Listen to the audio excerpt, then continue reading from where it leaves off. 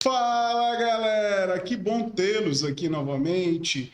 De antemão, já vou pedir para você se inscrever no canal, curtir, porque isso ajuda o canal a crescer. Nós estamos precisando do canal de inscrições e a sua curtida é muito importante. Isso ajuda a nós, professores que estamos fazendo parte do canal Química Concurso, continuarmos o nosso trabalho para que possamos levar para você, no conforto do seu lar, toda essa informação. Tá? Nós temos o restante do ano, temos o ano de 2021 pela frente, e se depender de mim, nós vamos continuar, mas eu preciso muito da sua ajuda, preciso muito da sua inscrição, tá? Então se inscreva, não só assista os vídeos, mas se inscreva, participe, isso vai ajudar demais, demais o canal a crescer, e para que nós continuemos produzindo vídeos para você, tá bom? Pessoal, na aula de hoje, novidade, convidado ilustre, ilustríssimo professor Lyndon Johnson Feitosa, professor de física, veio dar uma palhinha aqui no canal e a gente conseguiu encaixar um horário. Foi difícil, mas deu certo. Nos últimos minutos do segundo tempo, deu certo. Hoje, praticamente não, hoje é a véspera do vestibular da UES que você vai fazer. Eu vou deixar vocês na companhia de um excelente professor, de um amigo querido que eu tenho, tá? E conseguiu disponibilizar esse tempo, professor Lyndon Johnson, aqui no canal do Química Concurso.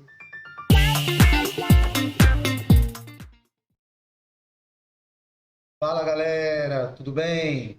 Você não tá doido não. Estou aqui no canal Química Concurso do professor Sérgio Queiroz.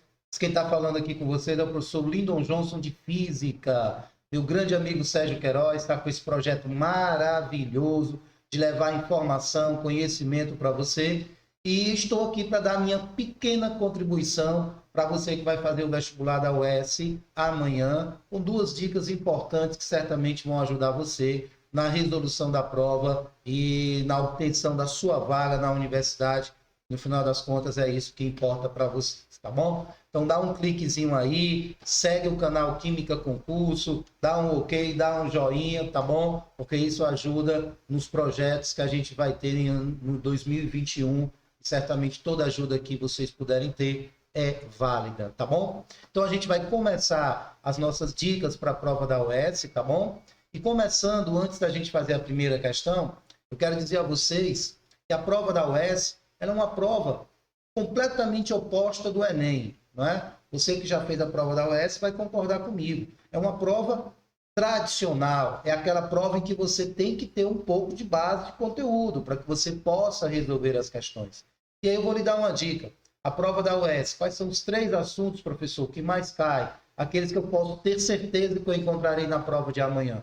Mecânica, eletricidade e termologia. Esses são os 3 assuntos que nos últimos 10 anos foram os que mais caíram na prova da UES. Então, física, força, movimento, energia, hidrostática, circuito elétrico, lei de Ohm, calor, escalas, dilatação, isso foi o que mais caiu nos últimos 10 anos. Então, certamente, coisas desse conteúdo estarão presentes na sua prova de amanhã, tá bom? E pensando nisso, a gente vai resolver 2 questõezinhas aqui para que vocês possam ter ideia e quem sabe amanhã você vai lembrar desse vídeo, dessa aula e vai acertar certamente, beleza? Tudo em paz, então? Então vamos à nossa primeira questãozinha de hoje, ok?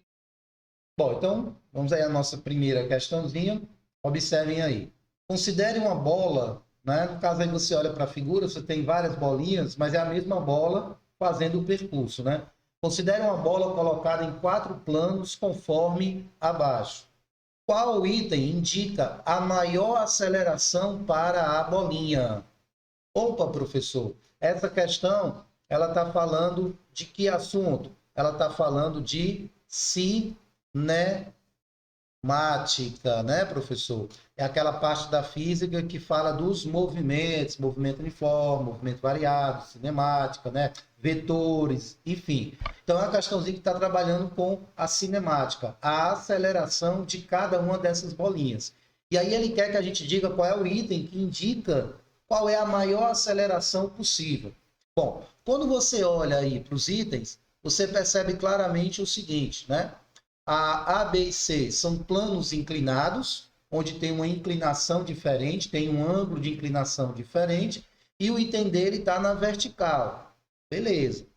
E a partir daí a gente vai pensar como vai determinar a aceleração. Então eu vou pegar aqui, já que o A, B e o C é plano inclinado, então o que eu vou fazer serve para os três casos, né? Então a gente vai fazer o seguinte, vamos aqui pegar um plano inclinado, tá certo? Aqui aleatório, não precisa ser nenhum daqueles que lá estão, tá? E aí eu vou colocar uma bolinha bem aqui. E aí nós vamos fazer o seguinte, qual é a tendência natural dessa bolinha? É cair, é descer. Se ela vai descer, vai ter uma força, né? Trazendo-a para baixo. Essa força, ela vai existir sempre no plano inclinado. E a gente vai chamá-la de Px, onde Px é a componente do peso na direção x. Ah, professor, estou lembrando aqui que no plano inclinado o professor colocava um Px, colocava um Py. Exatamente, né? Acertei aqui o errado aqui, acontece. Aí, ó, eu tenho o Px e o Py. Sempre que eu estou no plano inclinado, o Px vai existir e sempre vai ser para baixo. Agora, vamos supor que só exista o Px fazendo essa bolinha descer. Então, você vai lembrar da segunda lei de Newton, que diz que a força resultante é igual ao produto da massa pela aceleração. Mas quem seria a nossa força resultante? É aquela que faz o corpo se mover. No nosso caso, quem seria? O Px. Então, aqui eu vou escrever Px igual a m vezes A. Beleza? Show de bola. Mas aí, professor, eu preciso me lembrar quem é o Px, né?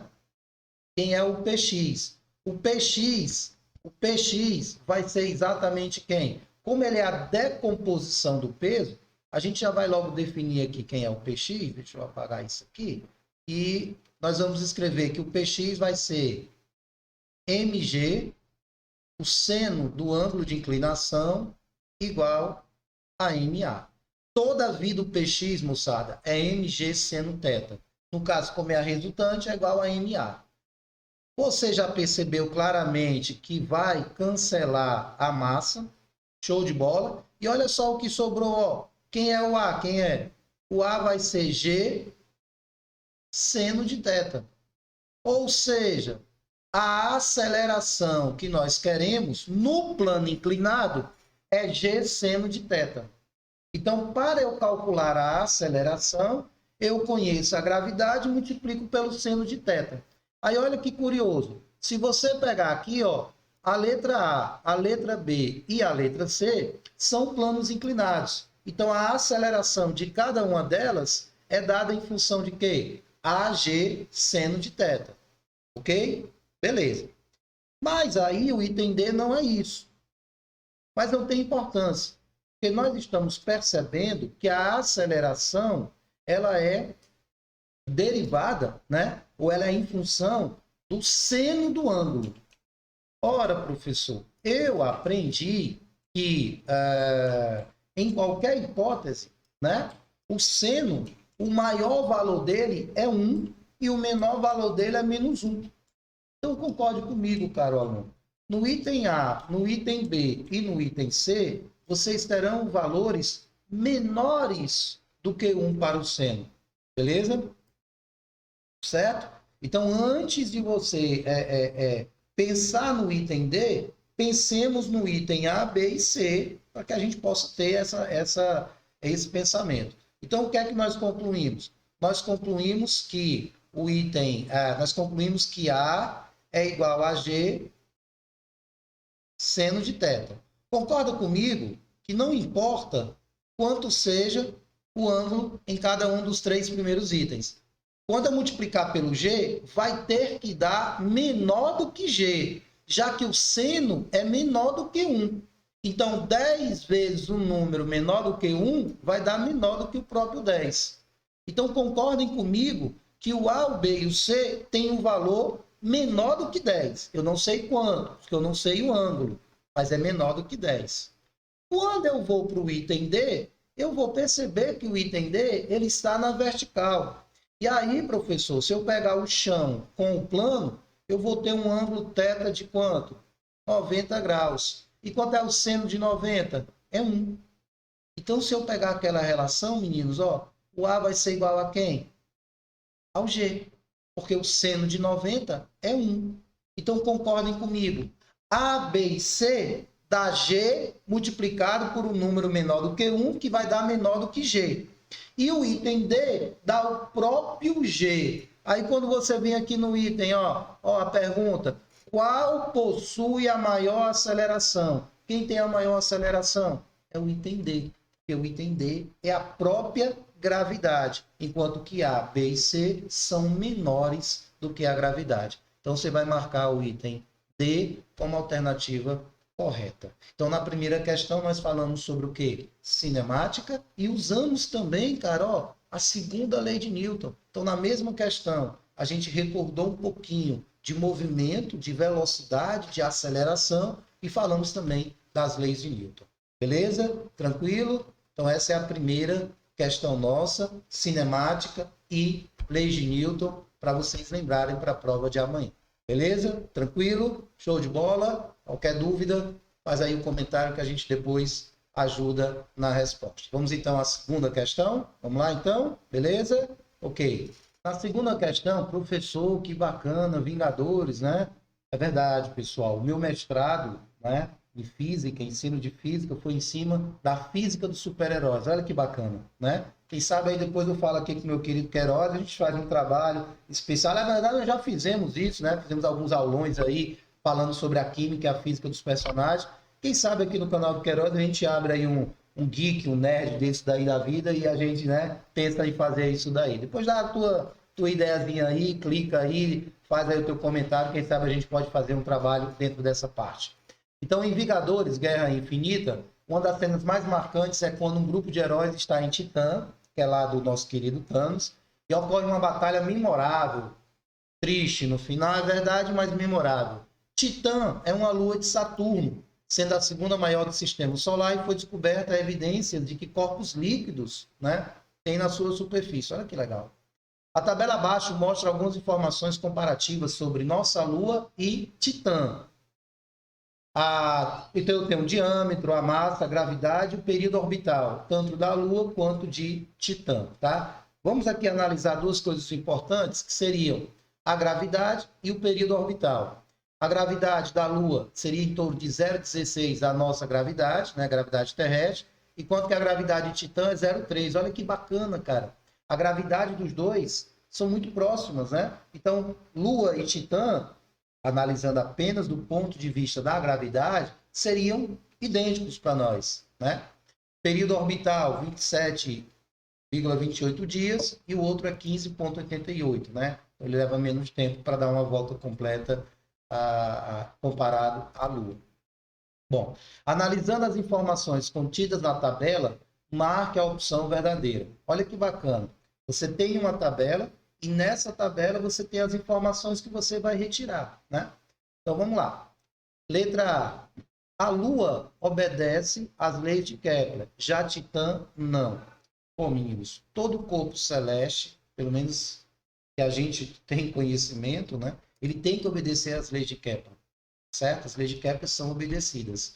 A lei de Newton, a quarta lei de Newton também, né? Que é a força gravitacional. Então, assim, a gente não pode determinar que Titã não obedece. Até porque, para calcular o período dele, provavelmente eu usei o quê? A terceira lei de Kepler, né? Quadrado do período sobre o cubo do raio dá uma constante. Então, eu posso pegar Lua e Titã, fazer essa relação matemática, por isso que eu sei que é 15,88 dias.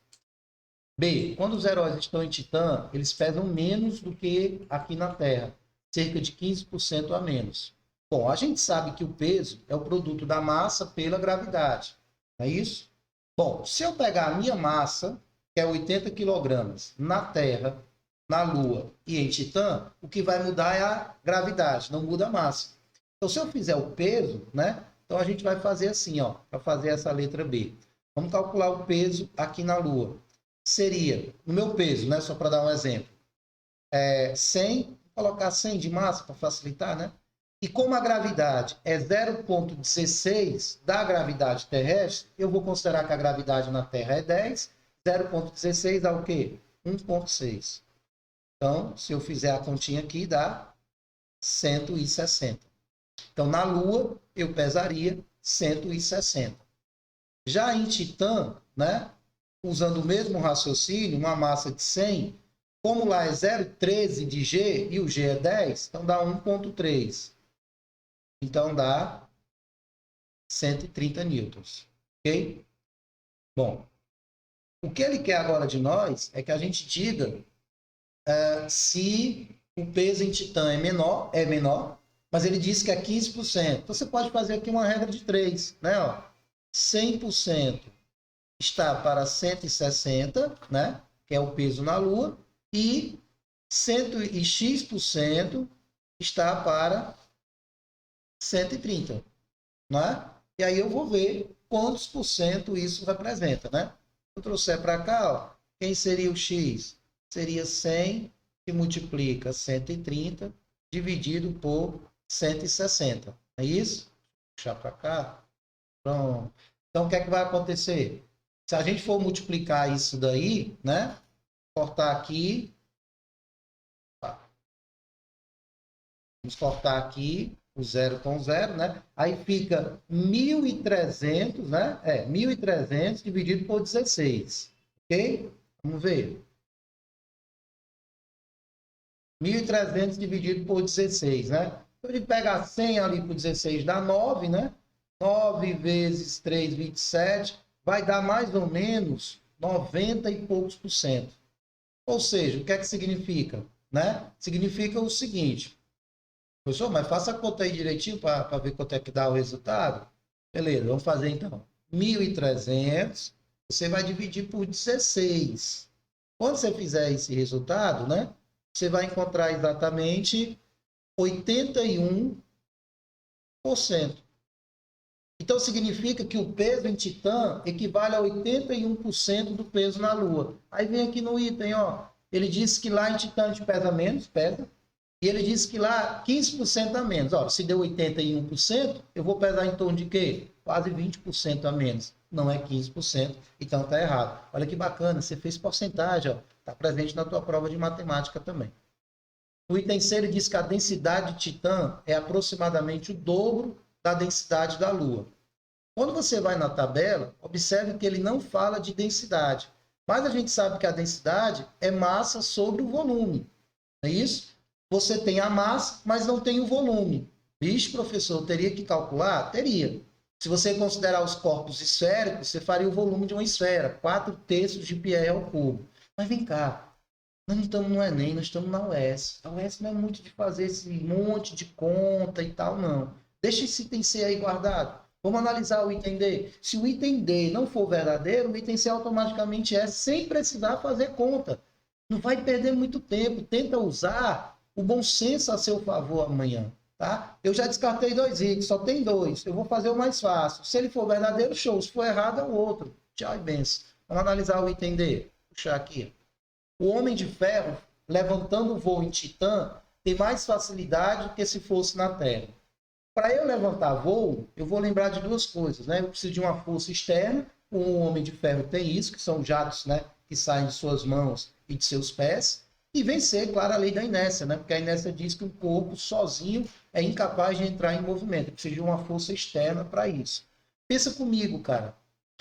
Quanto maior a gravidade, mais para baixo o planeta me puxa. Planeta, Lua, seja lá o que for. Então, se na Lua a gravidade é maior, ela me puxa para baixo com mais força. Então, onde é mais fácil eu sair da superfície? Onde a gravidade é menor. Por isso que na Lua tu flutua, tu pula lá 6 vezes mais do que tu pula aqui na Terra. Porque na Terra ele me puxa com 10, na Lua me puxa com 1,6. Fazendo apenas de uma maneira bem didática para vocês entenderem. Como Titã tem menor gravidade do que a Lua, embora sejam parecidas, mas é menor, então é mais fácil saltar, sair do chão em Titã do que sair do chão na Lua. Logo, o item D é a alternativa correta. Até porque o item D fala na Terra. Aí que é mais fácil mesmo, porque a gravidade de Titã é 0,13 da gravidade da Terra. Então a força que Titã puxa o Homem de Ferro para baixo é muito menor do que a Terra puxa ele para baixo, tá certo? Então você vai marcar o item D como alternativa correta. Olha que questão interessante. Olha, a gente falou sobre o quê? Gravitação universal, leis de Kepler. Ótimo assunto. E guarda o que eu vou dizer para o teu Enem em janeiro. Quem sabe lá para o Enem a gente também não aparece aí com algumas dicas, né? Falamos também sobre o peso, massa vezes gravidade. Falamos também sobre densidade, embora não tenhamos feito a equação. E mostramos que, né, as leis da inércia, as leis de Newton interferem no voo do personagem. Tá bom? Então essa foi a nossa segunda questãozinha para a prova da UES de amanhã. Tá bom? Então eu desejo a todos vocês aí que estão vendo o vídeo, né? Não esquece de dar o joinha, curtir aí o vídeo, tá bom? Muito sucesso, muita sorte, que vocês consigam a vaga tão sonhada na universidade, porque você pode, acredite nisso, você pode, e tenho certeza que vocês farão diferença nessa prova, tá bom? Então agradeço demais o meu querido amigo Sérgio Queiroz por essa oportunidade aqui no canal Química Concurso, tá bom? E a gente se encontra em uma nova oportunidade e que aparecer, tá bom? Fiquem com Deus, se cuidem, saúde a todos e até a próxima, se Deus quiser. Grande abraço, fiquem com Deus.